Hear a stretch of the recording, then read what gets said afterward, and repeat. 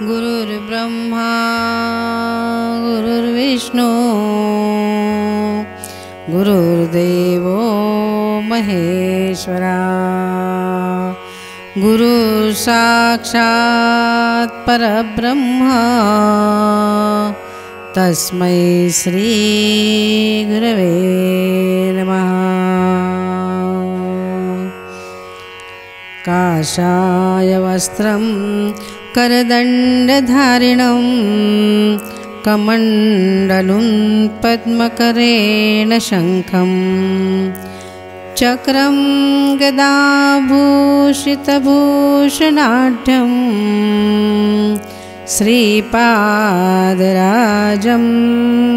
शरणं प्रपद्ये। सद्गुरुनाथ महाराज की जय। श्री गुरुदेव दत्त। श्री गुरवे नमः। श्री कृष्ण परमात्मने नमः। श्रीपाद श्री वल्लभ चरितामृताचा हा दुसरा अध्याय। या अध्यायाच्या पठणाने मनक्लेश निवारण होते। सिद्धयोग्याचे दर्शन आणि विचित्रपुरीचा वृत्तांत। श्री मरुत्वमलई या पुण्यस्थळी घडलेल्या रोमहर्षक अनुभवाचे मनन करीत श्रीपाद श्री वल्लभ स्वामींचे स्मरण करीत पुढे प्रवासात प्रारंभ केला। मार्गात अनेक पुण्यात्म्याचे थोर संतांचे दर्शन घेत मी मार्गक्रमण करीत होतो। या प्रवासात आश्चर्याची गोष्ट अशी की काही न मागता भोजन मिळत असे। पांड्य देशातील कदंबवनात जाईपर्यंत माझ्या शरीराचे वजन क्रमाक्रमाने कमी होते। त्या प्रांतात अतिजागृत असे शिवलिंग होते, त्याचे मी दर्शन घेतले व विश्रांतीसाठी शिवालयात थोडा वेळ थांबलो। नंतर प्रवास करण्यास सुरुवात केली। मार्गात मला सिद्धयोगेंद्र नावाच्या एका महान तपस्व्यांचा आश्रम लागला। मी आश्रमात जाऊन त्या महापुरुषांचे चरणी नतमस्तक झालो। त्यांनी मोठ्या वात्सल्यपूर्ण भावाने माझ्या डोक्यावर हात ठेवला आणि श्रीपाद श्री वल्लभ दर्शन प्राप्तिरस्तु असा तोंड भरून आशीर्वाद दिला। त्यांच्या चरणस्पर्शाने माझे शरीर कापसाप्रमाणे हलके वाटू लागले। ते महायोगी मला म्हणाले, तू दर्शन घेतलेले ते शिवलिंग अत्यंत जागृत आहे। त्याची कथा मोठी रंजक आहे। देवेंद्राने आपल्या सामर्थ्याने अनेक राक्षसांना मारून टाकले, परंतु त्यांच्यातील एक राक्षस पळून गेला व त्याने महादेवाची तपस्या करण्यास सुरुवात केली। तो ध्यानस्थ असताना इंद्राने त्या राक्षसास निर्दयतेने ठार केले। त्याच्या हत्येमुळे इंद्राचे सारे तेज लोप पावले व तो निस्तेज दिसू लागला। या पापाचे क्षालन करण्यासाठी त्याने अनेक तीर्थांचे दर्शन घेतले। पांड्य देशातील कदंबवनात तो आला आणि काय आश्चर्य, तेथील शिवलिंगाच्या प्रभावामुळे तो पूर्वीसारखा कांतिमान तेजस्वी दिसू लागला। त्याला अत्यंत आनंद झाला व त्या क्षेत्राचे महात्म्य जाणून घेण्याची उत्कंठा लागली। इंद्राने ते वन मोठ्या उत्सुकतेने पाहिले तेव्हा त्या दिव्य शिवलिंगाचे दर्शन झाले। मोठ्या भक्तिभावाने त्याने त्याचे पूजन अर्चन केले। नंतर त्या स्वयंभूलिंगावर हे सुंदरसे देवालय बांधले।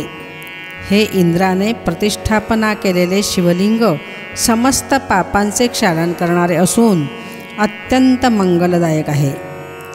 पुण्यवंतांना श्री दत्तप्रभूंच्या भक्तांना विनासायास याचे दर्शन घडते। मी त्या महायोग्याचे हे वक्तव्य ऐकून अत्यंत रोमांचित झालो होतो। मोठ्या श्रद्धाभावाने त्यांचे चरणकमली मी नमस्कार केला तेव्हा त्यांनी त्या शिवलिंगाचे पुन्हा एकदा दर्शन घेण्यास सांगितले। मी त्यांच्या आदेशानुसार पुन्हा त्या वनात गेलो। तेथे मला अतिशय सुंदर असे शिवालय दिसले, पण मी पाहिलेले शिवमंदिर हे नव्हतेच। मला हे मंदिर श्री मीनाक्षी सुंदरेश्वराच्या मंदिरासारखे अप्रतिम वाटले। मी जेथे आहे ते मधुरानगर आहे असे कळले। मी मोठ्या श्रद्धेने शिवलिंगाचे दर्शन घेतले व श्री सिद्धयोगींद्राकडे येण्यास निघालो. तेथील परिसर जनसमुदायाने भरलेला होता. एका शहरासारखा वाटला. श्री योगींद्राचा आश्रम मात्र सापडला नाही.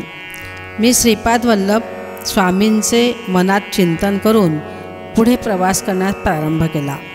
तेव्हा सूर्यास्त होऊन अंधकार चोहीकडे पसरला होता. मी मार्गक्रमण करीतच होतो. माझ्या मागून प्रकाशाचा झोत आल्यासारखे वाटल्याने मी मागे वळून पाहिले. माझ्या मागे 3 शिरे असलेला एक सर्प येत होता. त्याच्या मस्तकावर 3 दिव्यमणी होते. त्यांचाच प्रकाश मला मार्ग दाखवित होता. मी अत्यंत भयभीत झालो होतो. माझ्या हृदयाचे स्पंदन वाढत होते. मी श्रीपाद श्री वल्लभांच्या दिव्य नामाचा उच्चार करीत पुढे पुढे चाललो होतो. त्या सर्पाचा उजेड मार्गप्रदर्शन करीत होता. शेवटी मी कसाबसा श्री सिद्धयोगींद्राच्या आश्रमात पोहोचलो. तेव्हा तो दिव्य सर्प, त्याचा प्रकाश तात्काळ दृश्य झाला. श्री सिद्धयोगींद्रांनी माझे मोठ्या प्रेमाने स्वागत केले व केळीच्या पानात भाजलेले गरम गरम चणे प्रसाद म्हणून दिले. मी मात्र ते पोटभर खाल्ले, परंतु माझ्या हृदयातील धडधड कमी झाली नव्हती. तेव्हा त्या दयामूर्ती योगेश्वरांनी मोठ्या प्रेमभावाने माझ्या धडधडत्या छातीवर हात फिरवला. नंतर तो दिव्य हस्त माझ्या मस्तकावरून फिरवला. माझ्या डोळ्यातील प्रेमस्पर्श केला. त्या करुणामय स्पर्शाने माझ्या हृदयातील सारी धडधड पार पळून गेली.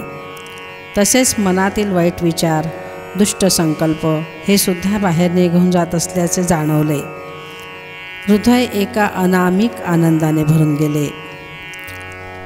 श्री दत्त महिमा. श्रीपाद श्री वल्लभ स्वामींचा अनुग्रह संपादन करण्यास योग्यता. यावेळी सिद्धयोगी म्हणाले, तू अगोदर दर्शन घेतलेले शिवलिंग आणि त्यानंतर दर्शन घेतलेले श्री सुंदरेश्वराचे मंदिर ही 2 वेगवेगळी देवालये नाहीत. तुला अशा प्रकारचा अनुभव घडवून आणावा अशी श्री दत्तात्रेयांची अनुज्ञा होती, म्हणून तुला अशी वेगवेगळी मंदिरे दाखवली.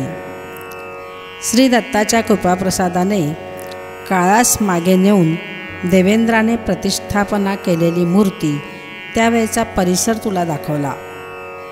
तू पाहिलेली सारी सृष्टी असे समजणे हा एक मायेचा खेळच आहे. सर्व काही चैतन्य स्वरूप आहे. श्री दत्तप्रभूंच्या केवळ संकल्पाने भविष्य वर्तमानामध्ये बदलू शकते. वर्तमान भूतकाळात व भूतकाळ वर्तमानात परावर्तित होऊ शकतो. भूतकाळातील घडलेल्या साऱ्या घटना वर्तमान काळात घडत असलेल्या व भविष्यकाळी घडणाऱ्या साऱ्या घटना श्री दत्तप्रभूंच्या संकल्पनानुसार घडतात. एखादी गोष्ट घडणे, न घडणे अथवा वेगळ्या प्रकारे घडण्यास श्री दत्तप्रभूंचा संकल्पच कारणीभूत असतो. ज्या संकल्पाने सृष्टीची उत्पत्ती, स्थिती व लय होतो, त्या महासंकल्पाचे प्रणेते प्रत्यक्ष दत्तप्रभूच आहेत. तेच सगुण रूपात पीठिकापुरम या क्षेत्री श्रीपाद श्री वल्लभ या नावाने अवतरले आहेत. तेथील लोकांनी त्यांचे सत्यस्वरूप जाणले नाही, परंतु कुरवपूर येथील मासे पकडणाऱ्या कोळी लोकांनी त्यांच्यावर नितांत श्रद्धा ठेवली व अल्पज्ञ असूनही ते स्वामींच्या कृपाप्रसादाने भवसागर आनंदाने पार करून गेले. श्रीपाद श्री वल्लभांची कृपा संपादन करण्यासाठी आपल्यातील अहंकार पूर्णपणे नाहीसा झाला पाहिजे. ज्यावेळेस आपले हृदय काम, क्रोध, लोभ, मोह, मद, मत्सर या षड्रिपूतून मुक्त होऊन शुद्ध होईल, त्यावेळी स्वामींची कृपा होण्यास मुळीच विलंब लागणार नाही. देवेंद्राने प्रतिष्ठापित केलेले ते शिवलिंग धनंजय नावाच्या एका व्यापाऱ्याने पाहिले. त्याने त्या शिवलिंगाचा महिमा आपल्या देशाचा राजा कुलशेखर पांड्यास सांगितला. ही शिवाज्ञास मानून त्याने त्या मंदिराचा जीर्णोद्धार केला व तेथे एका नगराची स्थापना करून त्याला मधुरा नगर असे नाव दिले. कुलशेखर याचा पुत्र मलयध्वज आपल्या पित्याप्रमाणेच ईश्वरभक्त होता. त्याने संतान प्राप्तीसाठी पुत्रकामेष्ठी यज्ञ केला होता. त्या यज्ञकुंडातून एक 3 वर्षाची अतिशय लावण्यवती कन्या अवतरित झाली. तिला पाहून राजा व यज्ञ करणारे सारे विप्र ऋषीगण अत्यंत आनंदित झाले. ही कन्या म्हणजेच मीनाक्षी देवी. तिचा विवाह पुढे सुंदरेश्वराबरोबर झाला. या विवाहात प्रत्यक्ष भगवान विष्णूंनी कन्यादान केले होते. लग्न सोहळा अत्यंत थाटामाटाने साजरा झाला होता. शिवाच्या जटेमधून निघालेली वेगवती नदी मधुरा नगरीतून वाहत होती व तिच्या परिसरातील प्रदेश अत्यंत सुपीक होऊन निसर्गरम्य झाला होता. श्री सिद्ध योगींद्र पुढे म्हणाले, अरे बाबा, सृष्टीमधील प्रत्येक वस्तूमध्ये स्पंदन होत असते. भिन्न भिन्न प्रकारच्या स्पंदनामुळे व्यक्तिमध्ये आकर्षण तर काहीमध्ये विकर्षण होते. पुण्यकर्म, उत्तम आचार आणि विचारांची स्थूल, सूक्ष्म आणि कारणदेहात पुण्यरूपी प्रकंपन होते. पापकर्माने पापरूपी प्रकंपन होते. मनुष्याच्या पुण्याईने पुण्यशील व्यक्तींचा संग अर्थात सत्संगाची प्राप्ती होते. पुण्यस्थलांचे दर्शन घडते. पुण्यकर्मात आसक्ती वाढून पुण्याची वृद्धी होत जाते व पापांचा नाश होतो. या सर्वांचे फलस्वरूप म्हणून श्री दत्तप्रभूंवर भक्ती जडते. अरे बाबा शंकर भटा, तुझ्यावर श्रीपाद श्री वल्लभांची अपार कृपा असल्यामुळेच तू येथे येऊ शकलास. माझ्या सद्भाग्याचे मलाच आश्चर्य वाटत होते. श्रीपाद वल्लभांच्या दर्शनाची तळमळ दर क्षणी वाढत होती. केव्हा एकदा कुरोपरी जाऊन श्रींच्या चरणी नतमस्तक होईल असे झाले होते. अशा स्थितीतच मला निद्रा लागली होती. दुसऱ्या दिवशी सकाळी उठलो तर आश्चर्याचा धक्काच बसला. मी एका उंचशा टेकडीवरील पिंपळाच्या झाडाखाली होतो. जवळपास कोणी माणसं नव्हती. मी रात्री ज्या सिद्धयोगींद्राच्या आश्रमात राहिलो तो आश्रमही दिसत नव्हता. मला वाटले रात्रभर ज्या आश्रमात राहिलो, श्री सिद्धयोगींच्या वचनामृताचा आस्वाद घेतला, तो एक भ्रम तर नव्हता. असे नाना विकल्प मनात येऊ लागले. तेव्हा मी आपले सामान आवरून पुन्हा प्रवास सुरू केला. सकाळी निघालेला दुपार झाली तरी चालतच होतो. थोड्याच वेळात एक लहानसे गाव दिसले. मला अत्यंत भूक लागली होती. मी ब्राह्मणांच्या शिवाय इतर कोणाचे घरी अन्न ग्रहण करीत नसे. त्या गावात एकही ब्राह्मण नव्हता. ते एक गिरिजन लोकांचे गाव होते. त्यांचा मुख्य माझ्याजवळ आला व म्हणाला, आमच्या गावात कोणीही ब्राह्मण नाही. आम्ही तुला फळे व मध देतो. त्याप्रमाणे त्या वृद्ध गृहस्थाने मला फळे व मध आणून दिले. मी ते खाणार एवढ्यात एक कावळा उडत उडत आला आणि माझ्या डोक्यावर येऊन बसला. चोचीने डोक्यास इजा करू लागला. मी त्याला हाकलण्याचे खूप प्रयत्न केले, परंतु ते व्यर्थ गेले. तेवढ्यात बाजूस असलेल्या झाडावरून एकदम 4-5 कावळे आले. ते माझ्या हातावर, खांद्यावर बसून चोचीने हातापायांना जखमा करू लागले. मी तेथून फळे मध टाकून पळालो. तो वृद्धगृहस्थ म्हणत होता, मी कोणा सिद्ध पुरुषाची निंदा केली असेल, त्यामुळेच हा कावळ्याचा त्रास भोगावा लागला. मला आठवले, मी त्या सिद्धयोगींद्राबद्दल मनात शंका घेतली होती. त्याच अपराधाची ही शिक्षा होती. माझे शरीर रक्तबंबाळ झाले होते. मी पळत होतो. कावळे पाठलाग करीतच होते.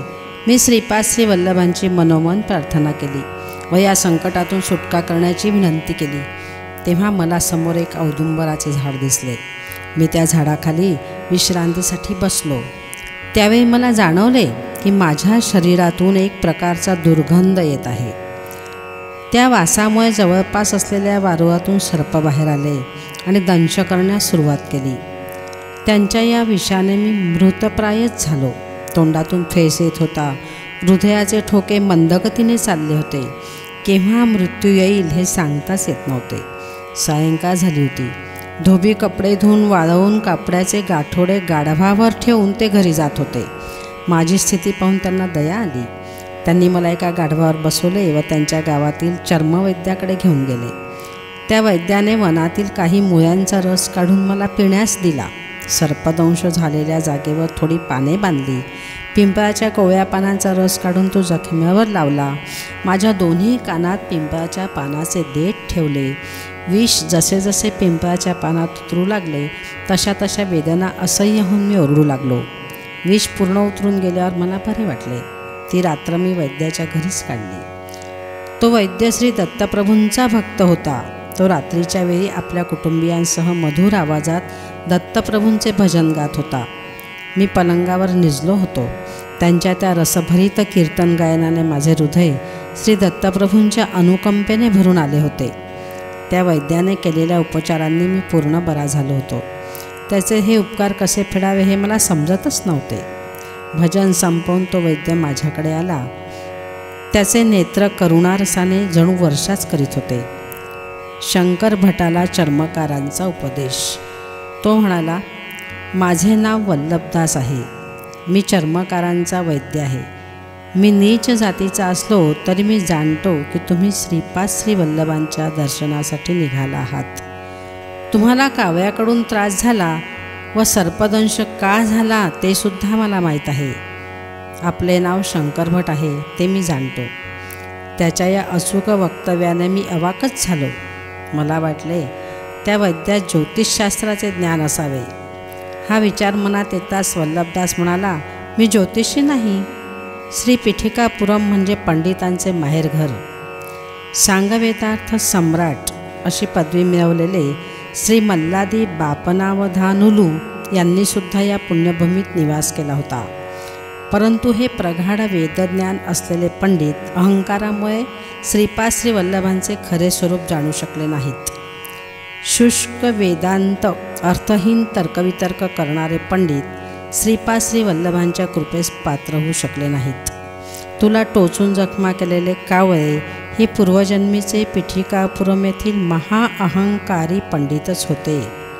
त्यांनी आपले जीवन श्रीपाद श्री वल्लभांचे महात्म्य न जाणता आपल्या ज्ञानाच्या अहंकारातच व्यर्थ घालवले.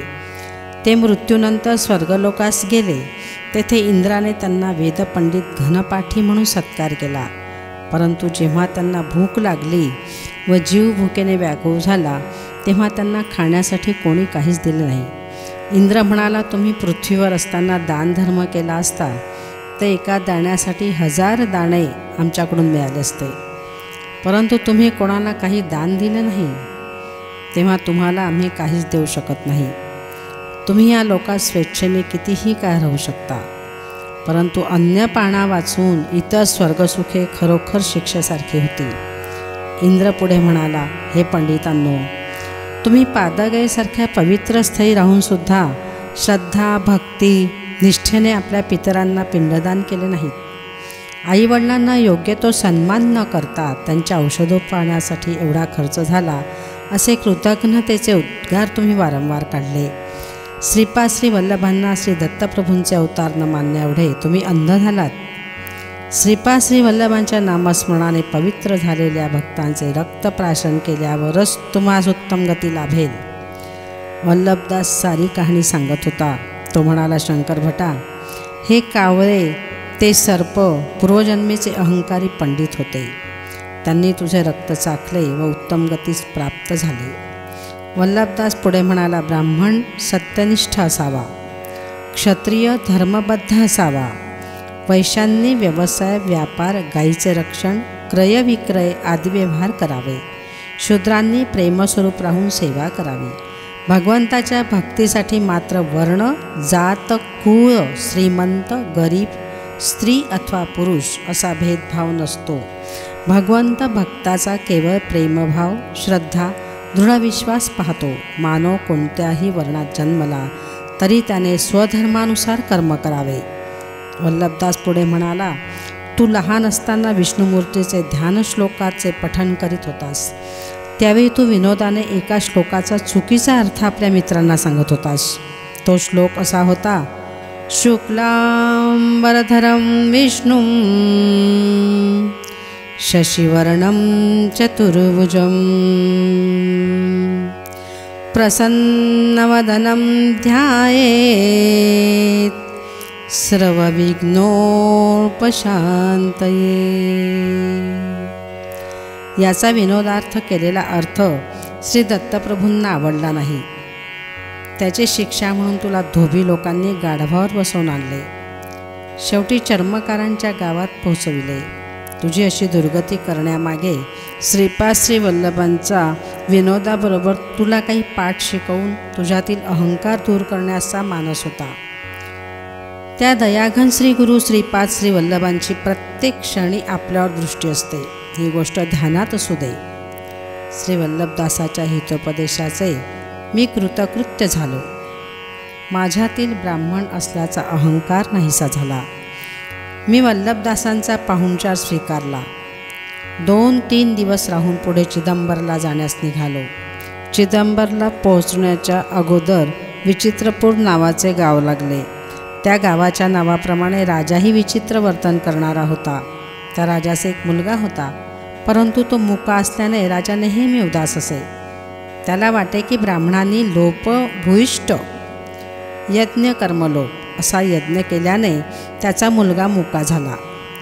तो ब्राह्मणांचा अपमान करून त्यांना गाढवावर बसवून त्यांची मिरवणूक काढत असे. ब्राह्मणांना दान म्हणून राजगिऱ्याची भाजी देत असे. त्या राज्यात ब्राह्मण आपला अहंकार विसरून अगदी दयनीय स्थितीस प्राप्त झाले होते. एका विद्वान ब्राह्मणास राजाने मूक भाषेवर ग्रंथ लिहिण्याची आज्ञा केली होती. त्या राजाज्ञेनुसार ते राजगुरू ब्राह्मण मूक भाषेवर संशोधन करू लागले होते. शंकर भट आणि राजे महाराजांचा संवाद. राजाच्या सैनिकांनी मला आपण ब्राह्मण आहात असा प्रश्न विचारला. मी होकारार्थी मान हलविताच आपणास आमच्या महाराजांचे आग्रहाचे आमंत्रण आहे असे म्हणून राजवाड्यात येण्याची विनंती केली. मी त्यांच्याबरोबर राजासमोर उभा राहिलो. मला भीतीने घाम फुटला होता. मी तेव्हा मनोमन श्री श्रीपाद वल्लभांची प्रार्थना केली व नामस्मरण करू लागलो. राजाने मला पहिला प्रश्न विचारला, तेवढ्यास एवढे तर एवढ्याला किती होईल? मी गंभीरपणे उत्तर दिले, एवढ्याला एवढेच.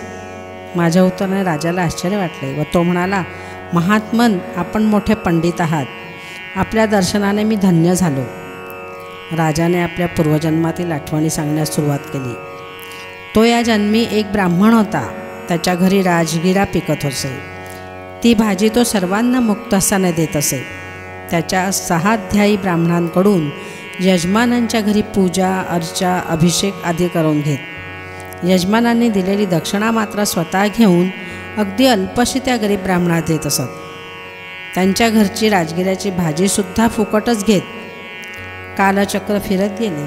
दुसऱ्या जन्मी तो गरीब ब्राह्मण राजा म्हणून जन्मला आणि त्याला त्रास देणारे लुबाडणारे ब्राह्मण दुसऱ्या जन्मीसुद्धा त्याच राज्यात ब्राह्मण म्हणून जन्मले. तो राजा पूर्वीच्या जन्मी दिलेल्या राजगिऱ्याच्या भाजीच्या दानाच्या कैकपट या जन्मात दान देत होता. त्याला अचाट दानाचे फळ काय मिळेल याचे उत्तर हवे होते. मी राजाला म्हणालो, महाराज, राजगिऱ्याची भाजी कितीही दान केली तरी तिच्या 100 पटीने तीच भाजी आपणास मिळेल. सध्याच्या परिस्थितीत रत्न मणी सोने आदी दान करणे तुझ्या हिताचे आहे. माझ्या उत्तराने राजास आनंद झाला. आता दुसरा प्रश्न मूक भाषेचा होता. राजगुरूंनी माझी परीक्षा घेण्यासाठी आपली 2 बोटे दाखवून 1 का 2 असे खुणेनेच विचारले.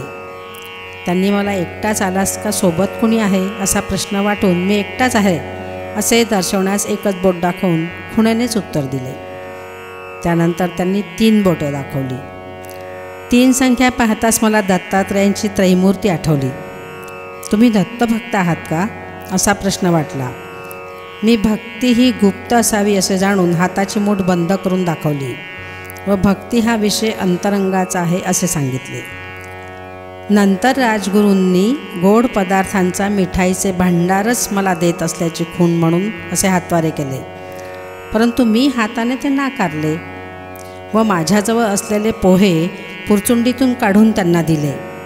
मला गोड पदार्थापेक्षा पोहेच जास्त आवडतात. तुम्हीसुद्धा याची चव पाहू शकता असा माझा भाव होता.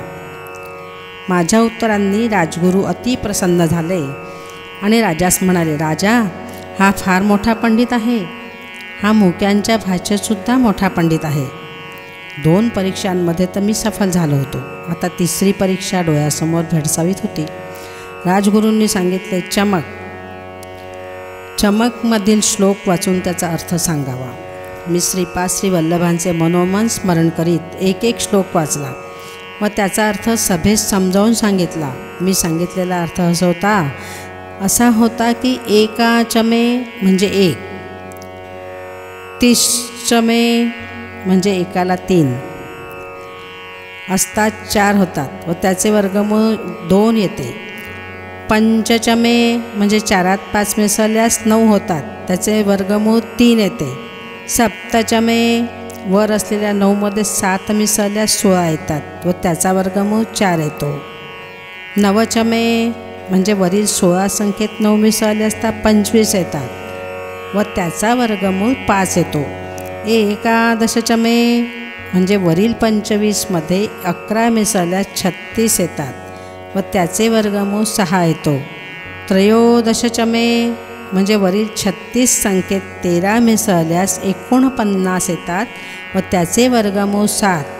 पंचदशचमे म्हणजे वरील 49 संख्येत 15 मिसळले असता 64 येतात व त्याचे वर्गमूळ 8 येते. सप्तदशचमेचा अर्थ वरील 64 संख्येत 17 मिसळले असता येणारी संख्या 81 आणि त्याचे वर्गमूळ 9. नवदशचमे म्हणजे वरील 81 संख्येत 19 मिसळले असता 100 होतात व त्याचे वर्गमूळ येते 10. दशविंशतिश्चमे म्हणजे वरील 100 या संख्येत 21 मिसळल्यास संख्या 121 होते व त्याचे वर्गमूळ येते 11. त्रयोविंशतिश्चमे वरील 121 संख्येत 23 मिळवले असता 144 होतात, त्याचे वर्गमूळ येते 12. पंचविंशतिश्चमे याचा अर्थ वरील 144 संख्येत 25 मिसळले असता 169 होतात व त्याचे वर्गमूळ येते 13. सप्तविंशतिश्चमे याचा अर्थ वरील 169मध्ये 27 मिसळले असता 196 होतात व त्याचे वर्गमूळ येते 14. नवविंशतिश्चमे म्हणजे वरील 196मध्ये 29 मिसळल्यास 225 होतात व त्याचे वर्गमूळ 15 येते. एकत्रिशश्चमे याचा अर्थ वरील 225मध्ये 31 मिसळले असता 256 येतात आणि त्याचे वर्गमूळ येते 16. त्रयश्चिंशमे म्हणजे वरील 256मध्ये 33 मिसळले असता 289 येते, त्याचे वर्गमूळ येते 17. माझे हे प्रवचन मला आश्चर्यकारक वाटले. मी हे जे बोललो ते सर्व सृष्टीच्या परमाणूचे रहस्य होते. ते कणाद ऋषींना माहीत होते. परमाणूंच्या सूक्ष्मकणांच्या भेदामुळेच विविध धातूंची निर्मिती होते. माझे प्रवचन दरबारातील सर्वांना खूप आवडले. राजाच्या सर्व प्रश्नांना समर्पक उत्तरे दिल्यामुळे व श्रीपाद श्रीवल्लभांच्या कृपेने मी त्या विचित्रपूर नगरातून सुरक्षितपणे बाहेर पडलो. श्रीपाद श्रीवल्लभांचा जय जयकार असो. श्रीपादराजं शरणं प्रपद्ये. श्री गुरुदेव दत्त.